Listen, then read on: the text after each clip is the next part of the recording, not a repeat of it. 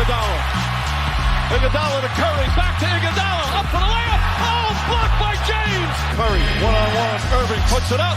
It's good. Kyrie Irving from downtown. The three, steps back, crossover, puts up a three. Rebound James. Second. It's over. It's over. Cleveland is a city of champions once again. The Cavaliers are NBA champions. Cleveland! This is for you! Good evening, Cavs fans, and welcome to another installment of the Block the Shot to Stop, a Cleveland Cavaliers podcast brought to you by the wonderful people over at Blue Wire. I am Tim Daniel. He is Skylar Webker, and tonight we are recapping a beatdown by the Cleveland Cavaliers at the Amway Center in my favorite city in the universe, Orlando, Florida. A 122-82 victory over the Magic on their court, mind you. And Skylar, the first thing I have to point out before we break down any players or anything like that, a 61-13 bench scoring advantage for the Cavs tonight. Bananas. It's a good game when 14 of your 14 players play tonight. Yeah, it was a shellacking. So obviously now the Cavs have now won 8 straight. It's the third time this year they have a win streak of 8 or more. So that's pretty awesome. And we're just going to go through some numbers real quick before we dive in. So they had the field goal percentage advantage, 56-37. Free throws was a little close, 81-79. 3-point percentage, 59% for the Cavs, 18% for Orlando. Rebounds was a plus 12 advantage, although they had the upper hand on the offensive boards. And then points off turnovers, the Cavaliers obviously always do really well with this, but 23-11. And they also never gave up the lead throughout the entire game. That's just total domination. I mean, you're beating them on every facet of the game. You're not letting them get ahead in their home court. They're fairly healthy, although Jalen Suggs went out at the second quarter. I don't think he came back in at all. Didn't need to. Well, probably wasn't worth it. I mean, really the only person that could do anything or muster anything was really Paolo, and he was really the only guy that could do anything offensively. Yeah, so Suggs was out tonight. So it was Cole Anthony, Tavius Caldwell-Pope, Franz Wagner, Paolo Banchero, and Wendell Carter Jr. all started. Paolo and Franz were the only two guys to have double-digit points for Orlando, and they shot really bad. So they did have a combined 45 points, but they were also combined 18 of 43 from the floor. So Cleveland's defense once again steps up big. Let's do a little different tonight. Let's start with the bench, because I think you can make the case now Cleveland has 2 very solid candidates for 6th man of the year. You guys talked about it the other night with Ty Jerome and what he's been able to do, and then obviously DeAndre Hunter on that as well. So tonight, the Virginia Cavalier twins with a combined 37 points. Jerome's 20, Hunter 17. Jerome, 7 of 12 from the floor, 4 of 6 from 3. DeAndre Hunter, 5 of 8 from the floor, 4 of 5 from 3, continuing his really hot shooting from deep since becoming a member of the Cavaliers. By the way, is undefeated as a member of the Cavaliers, obviously, because he got picked up during the win streak. But those two guys kind of setting the pace for what was a pretty phenomenal performance all around for the Cavs. You think that they're making it impossible for the Cavs to not re-sign Ty Jerome in the offseason? Yes. I mean, they have this best friend in the NBA in DeAndre Hunter there. They were college roommates, obviously college champions. You're having unbelievable success with him. This is the most success he's seen as his tenure in the NBA. Like, he obviously, I don't know if he would, I don't want to speak for Ty Jerome, TJ Maxx. I don't know if he would take a pay cut or deserves to take a pay cut just to stay, but it's making it hard to think to go anywhere else. You hope so. Yeah. I mean, plus, like we talked about it the other night, like the Cavs are already a second apron team. So they can spend whatever they want to re-sign Ty Jerome. doesn't matter. It's going to be more expensive to sign him because you're going to pay the luxury dollars on top of it. But I'm fine spending Dan Gilbert's money. Yeah, I say this often with sports. Anyone who cares way too much about contracts, I don't care. So I really don't, because it's not my money. So yeah, it's all make-believe dollars to us. Yeah, right. This is like 2K money for us. So yeah, so obviously those two guys kind of set the way. DeAndre Hunter got off to a really hot start. I mean, in the first quarter, came in and hit 3 threes immediately. So that was really nice to see. Just kind of, you know, just like a flawless fit on, just really consistent, like just really kind of was that puzzle piece that was missing. It seems like at times it was just really unbelievable. Tonight was just an awesome performance for him as well. I just think that what you're getting from him obviously makes the Cavs nearly impossible to beat. But all your wing guys got time tonight, and Hunter really led the way. We'll get to the other guys here in a moment. Yeah, I mean, not only does he bring that missing piece that we were definitely missing, it's just so good that you have him for beyond this year. You have him for 2 more years after this. So like he's going to be a part of this core, going to be a part of this team. So it's not just like this flash in the pan sample size. Like he's going to be a Cavalier, which makes the this isn't a buyout candidate. This is flat out a guy who's going to be here for a little while. Exactly. So this is a guy that's, he's comfortable in the system. He's having success in this system, probably more success than he was seeing in Atlanta, outside of maybe shooting numbers, even though his shooting numbers are still impeccable as a Cavalier. Yeah, pretty solid.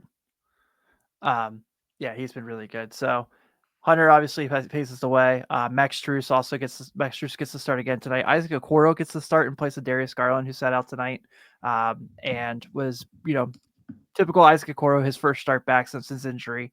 But they went Mitchell, Okoro, Mobley, Strus, and Allen tonight. And although those guys, it's not the usual numbers, those guys were played really, really well. So Mitchell only had 11 tonight. Didn't need more. Wasn't really necessary to have a crazy game. Okoro 8-4-2, Allen 8-7-1. But let's get to Max Strus and Evan Mobley. This is another nice shooting game for Max Strus. He's kind of as he's getting consistent again. I know he's had some ups and downs since being back from the injury bug throughout the year, but was really, really good again tonight. The other night it was a lot of just kind of playmaking. Tonight he was really able to shoot and looked comfortable shooting.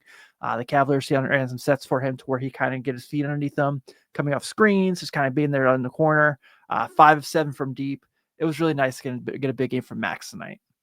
Absolutely. You need him to be this version of Max Strus kind of the rest of the year and in the playoffs. And like that, this is the version of Max Strus you need if you're going to kind of meet those expectations that we all have on the season, which are at this point, I don't want to say finals or bust. I would probably say Eastern Conference Finals or bust. I think that's realistic, but I'm still on the wire to wire, win it all. Let's start a dynasty train. Hey man, I'm all for that as well. So kind of digging deeper into Max's numbers. Only 1 turnover tonight, so that was pretty awesome. So he's got, he played a really clean game too. So like you said, like if Cleveland's hitting this version of Max Strus, which they really need, especially because, especially as the East kind of you're seeing more and more, and we're going to talk about Friday, obviously. 2 teams have separated themselves from the rest. And when they play games like the team they're going to play on Friday, they're going to need this Max Strus probably to show up just about every time as well. Yeah, this version of Max Strus, this version of DeAndre Hunter, this version of Isaac Okoro. Isaac Okoro led the team in plus minus. Box score, you would not guess that, but just what he was doing on the floor, how he was limiting Paolo. Like he took on their greatest scorer, their greatest player, and put the clamps on him.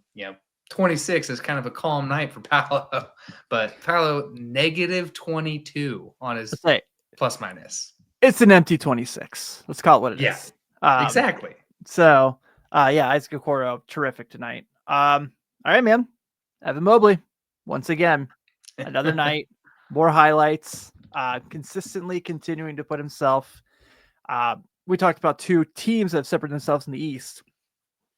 Two players at this point have made it a coin flip basically for Defensive Player of the Year. And between Mobley and Jaren Jackson Jr., you guys talked about this on Sunday after that game where he really kind of took it as a statement game and held his own, which really kind of made those odds nearly even on the betting on the FanDuel. But tonight, another awesome defensive night. So we'll go offensively real quick. The 17-8-2 does block a shot again tonight, which has 2 blocks. Sorry, had that one in the fourth quarter where he has the block and goes down against the dunk. That was pretty awesome. Guarding Paolo Banchero a little bit tonight as well. Mostly Franz Wagner, taking a lot of Wendell Carter in this game. He's a guy who consistently always finds these options of guys he's going to have to take advantage of and kind of get things going for the team. Just another physical, dominant defensive game for him as he continues to etch his name into the conversation for Defensive Player of the Year. I know you and I both fully believe he is a Defensive Player of the Year. I think tonight was just another example of why that should continue to be the case. Yeah, I mean, I would have. If you got defense, did you put that bet in? I did. Player of the Year? I did. Did you got it before the Wemby? I did it. I did it before the season opener. So. Oh, okay. So you got great odds then. Mm-hmm. Yeah, I was gonna say if you don't have that, see if I can find those odds. If you don't have that, like you can't get it now. You'll lose money because he's just so far ahead of everyone else. Like it's incredible. And one thing I want to mention is, kind of as we get into this Boston game, but one thing that's always been a thorn in our side this year was young, athletic teams that are long.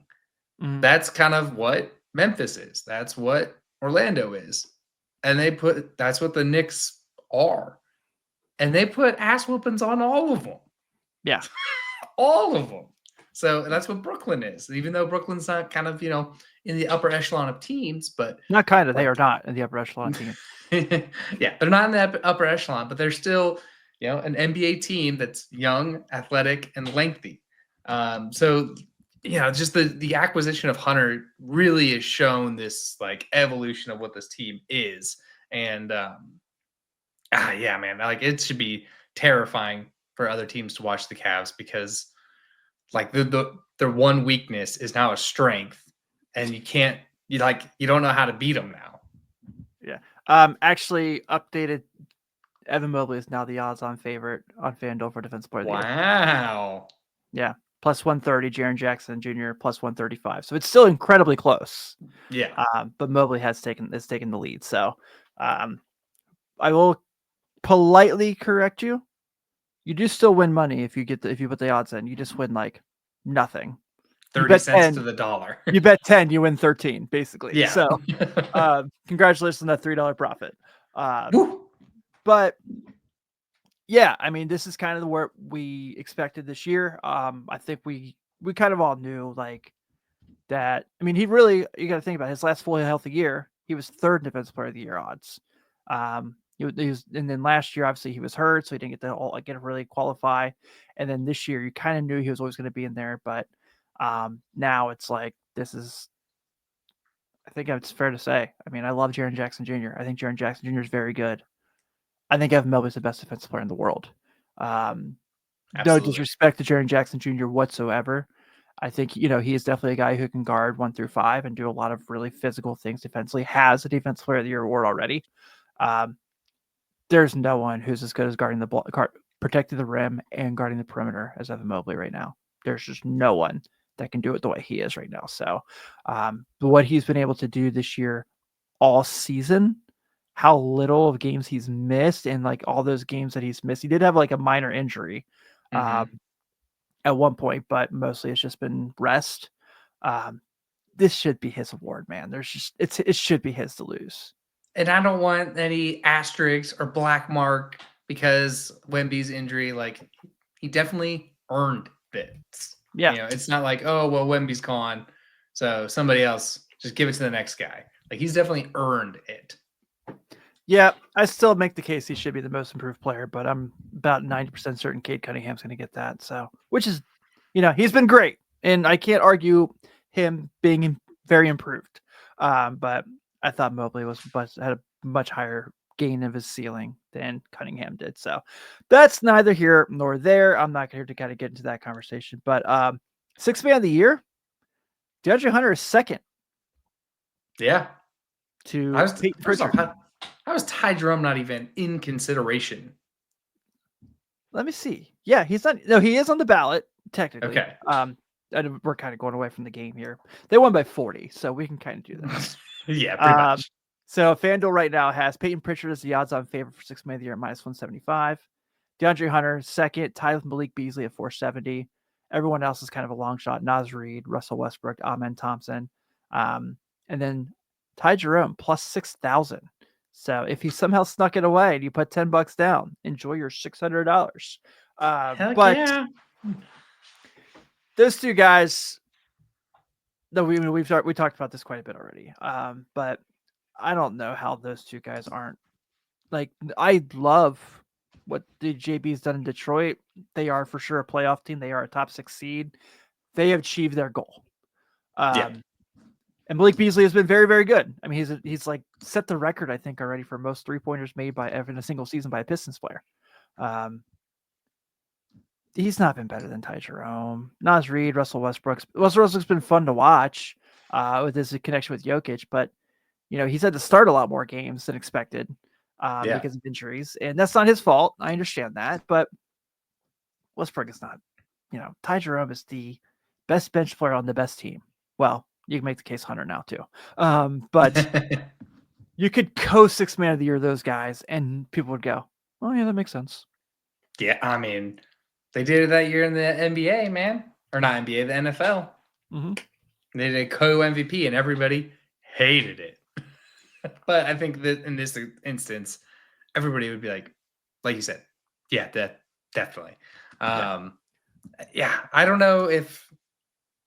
I hope Hunter's sixth man of the year status kind of stays in Cleveland. I don't know where it'll flux with. It'll be Cleveland. Well, I'm saying I don't know where his odds are going to flux now that he is a Cavalier versus the system and kind of how he had to play in Atlanta. So hopefully he stays in the within arm's reach of it. But we'll see. Repeat of history when 2001, when Atlanta traded Dikembe Mutombo to the Sixers, he wins Defensive Player of the Year. I'd be all right with that. I'd be all right with that. Yeah. Yeah, man. I mean, just such a good team. Even with Garland out, they still blew out a young, lengthy, contending fringe Orlando Magic team. I mean, I think a team has a fully healthy year. We're talking about a playoff team. Yeah, absolutely. Yeah. I mean, we thought that coming into the year. We thought they were going to be probably better than the Knicks. Was realistically their projection. I said that. You did? It doesn't look very good right now, but I did say that.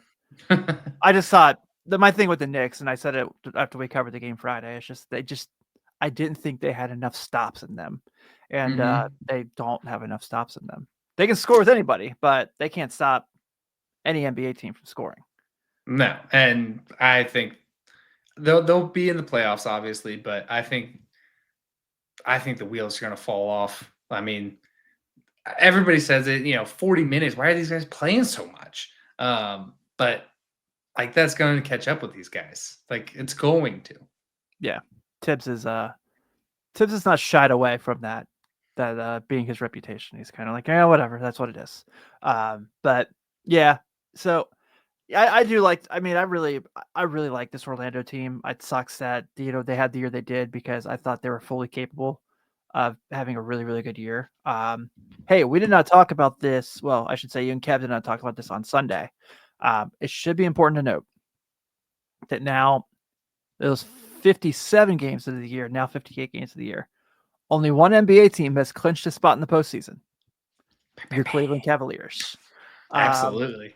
Still holding that 6-game lead on the Celtics over the East. Right now in the league itself, have a 1.5 game lead on OKC for the best record. That doesn't really mean a whole much unless it gets to the finals, where if Cleveland does in the finals, they will have home court advantage throughout. If the things stay the way they are for these last 24 games. Thank you, Skylar. My math is really slow moving today. But yeah, man. So print the shirts. We already know.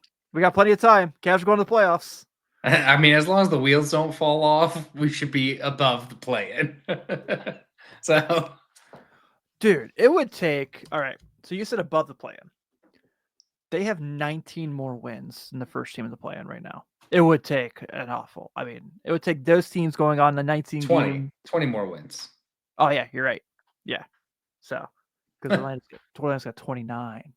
God, the plans for the East is terrible. It's so bad.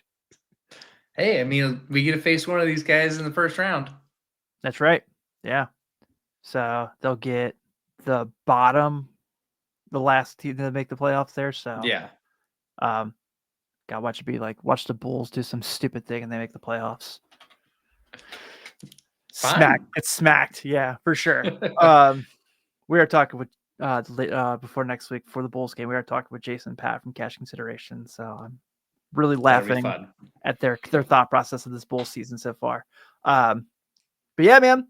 So now that's out of the way, obviously, they're going to win the Central. It's not even close. The lead they have on the division, which doesn't mean anything anyway. They're 15 games up on the Bucks, and the Bucks currently have a 4-game win streak. So that tells you everything you need to know about that. And then, of course, 6 games on Boston. Which did they close out the Toronto game yet? Is that game over with? Yeah, that game's over with. Toronto did they not won by help us 10. out. Yeah, they won by 10, which takes us to Friday. Before we get into Friday, the Cavs also hit if you bet over on their season win total. Oh, you're right. At the beginning of the year, they have since hit that now. Yes, you're right. It was I forgot about that. 47.5. Yeah, 47.5. So now people can cash out that money. Yeah, which we told you guys before our season preview. That's going to be the easiest win of the year. I'm actually doing Zach's show, Ethos Cavs, tomorrow. I'm recording with him. Nice. We're going to go through the awards and see what all the Cavs are up for, and kind of have that discussion. So I'm looking forward to hanging out with Zach, who's been on our show, who is not me, but sometimes when I see his graphic, I think is me. Especially, I'm not wearing a hat tonight, so there's the rarity of that. But dude, so we got 3 nights off before we make the trip to old TD Garden. We're on ESPN in Boston playing the Celtics, who now have basically become the Cavs' true rival. I think you could say that's fair. And the Cavs are on this excellent win streak right now. They've won 12 of their last 13. That won the Boston Celtics. Mm-hmm. Celtics have a 2-1 lead on the season, but what the Cavs' weakness was that Boston has exposed in the first 3 games this year, Cleveland obviously went to take advantage of. We didn't even talk about Javonte Green made his Cavs debut tonight, and did all right. I mean, didn't have to do a whole Garbage lot. Time. Yeah, but also a former Celtic, so there's that as well. So now I'm genuinely excited to see what does Cleveland look like now that they're healthy. I mean, everyone's back to play the Celtics team. I think Boston has everyone back now as well, if I remember correctly. Yeah. So what's this game going to look like there? It's like that both teams are going to have their full lineups. And also the thing that Boston's been able to do this 3 games against Cleveland went and got some reinforcements to kind of take advantage of. So really excited to see how the new look roster, the new look Cavaliers of really good athletes guarding these guys, instead of having situations where guys like George are guarding Jason Tatum. No offense to George, but don't have to have that anymore. You can have DeAndre Hunter on him. You can bring Javonte Green in to guard these guys. I'm really excited to see how Kenny and staff use the new weapons against Boston in this game. Yeah, it's going to be electric. And I love that ESPN put the A-list team on there. Mike Breen, Doris Burke and Richard Jefferson are calling the game. It's gonna be a dogfight, man. In the best way possible. I'm looking at the matchup predictor on ESPN, which means almost nothing, pretty much nothing. But they have the Cavs as a favorite, 55-45. Man, I am really curious. In TD Garden. Yeah, I am really curious what the spread's going to look like. Yeah. Let's see. I mean, they're not going to have it yet. Yeah, you won't have it till Thursday night. But yeah, if I had to guess, I would say Boston -1.5. I think it's going to be kind of one of those games, just because they're the home team. Mm-hmm. And it's Friday night in their place. But wouldn't shock me if Cleveland was favored either. I just don't think they will be. It's going to be really physical. This is kind of, it's the fourth game. So it's the last time you see it until the postseason. Yep. It's the thing we all feel it's going to be the conference finals. So it's Cleveland's last chance to kind of, make a statement against them. I think they're going to be ready to play. Obviously, they're going to be gung-ho out there and they're going to be fired up. It's going to be a really fun game. All right. So, this is fucking optimist hat on, Homer, big Cavs fan.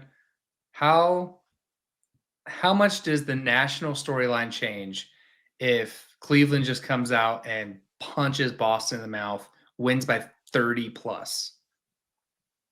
It certainly will in some places. But there's some people who just look at the pedigree of the Celtics and they just pencil it in. I disagree with that notion. For what it's worth. I disagree with it too.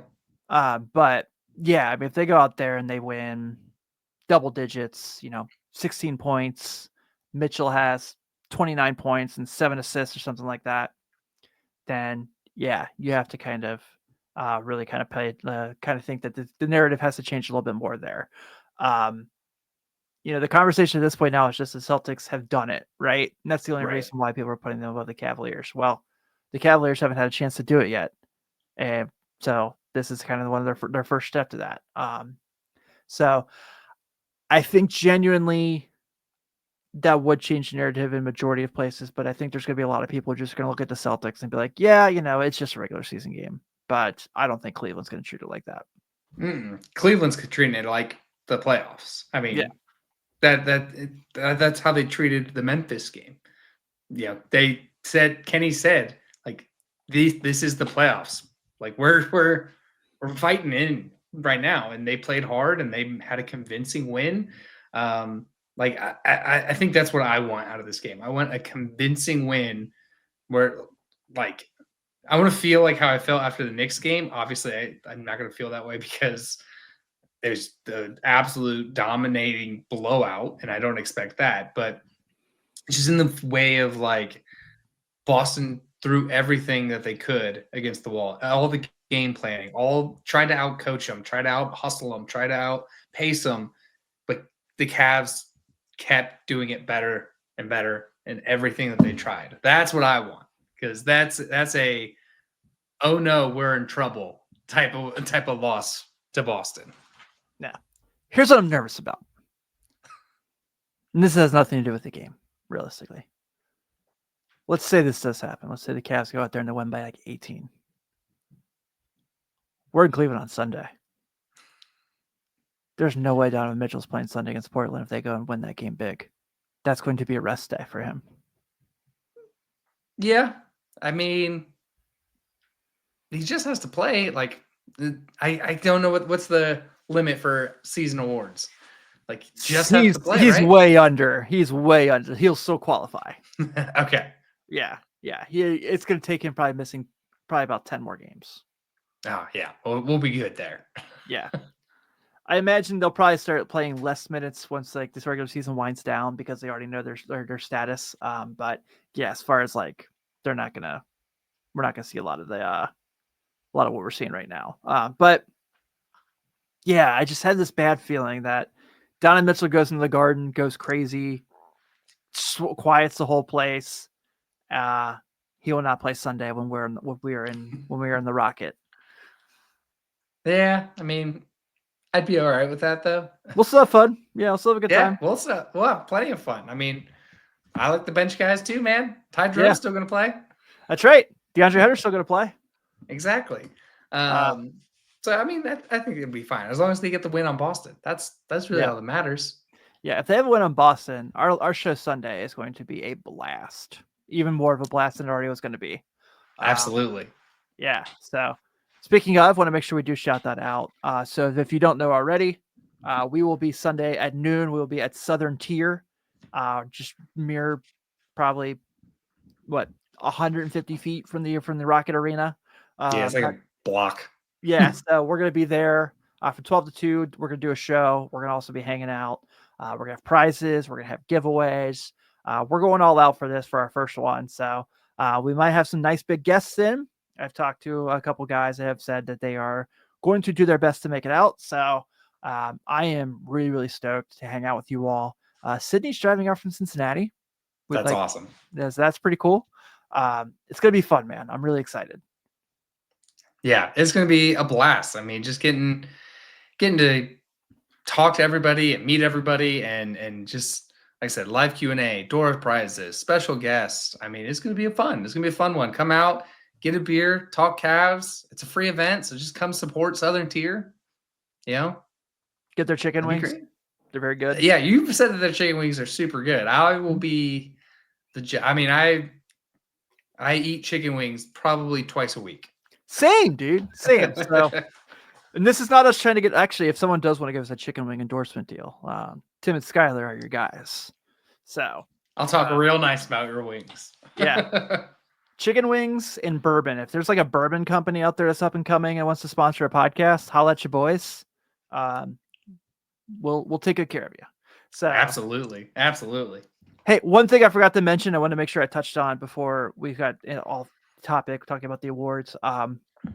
If you want us to see a little bit more of how impressive this win's been for Cleveland tonight, before we close out, Orlando was second in the NBA in the month of February defensive rating going into tonight.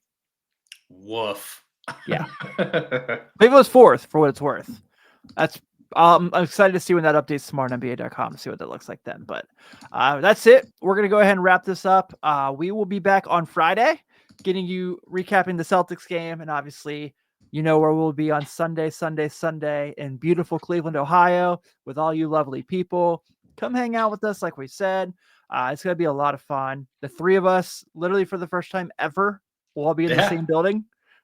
Really funny how that worked out. So I can't wait to see you guys. I can't wait to see everyone. But as always, if you're just checking us out for the first time, whether it's on your podcast app of choice or on YouTube, take a second to give a nice solid subscription. If you're watching this video in particular, like this video, whether it's on Facebook or YouTube as well. And of course, reviews, subscriptions, nice big contest about that on Sunday if you're coming to the show. So keep an eye out for that. But on behalf of Skylar Webker, on behalf of Kevin Lynch, this is Tim Daniel saying good night, and we'll see you Friday night. Go Cavs.